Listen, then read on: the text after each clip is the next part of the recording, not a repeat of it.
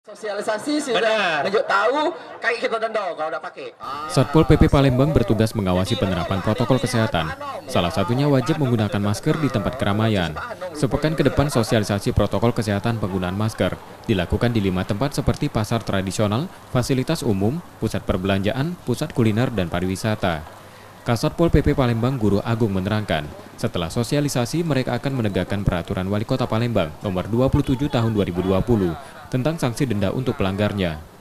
Denda pelanggar protokol kesehatan 100 hingga 500 ribu rupiah. Tak hanya denda, sanksi sosial hingga pidana ringan akan diterapkan. Sanksi langsung diberikan di lokasi untuk pelanggarnya. Sosialisasi diharapkan dapat memberikan pendidikan dan pemahaman untuk warga.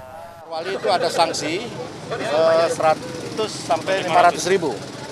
Dan ada 2 pilihan, ditindak pidana ringan atau sanksi sosial. Jadi bagi warga yang kedapatan tidak memakai masker langsung ditindak tegas, ya.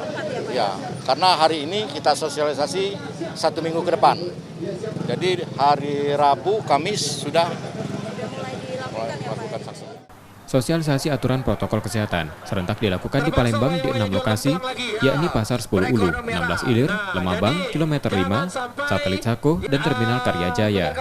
Reski Oktora, Muklas Diferensial, Kompas TV, Palembang.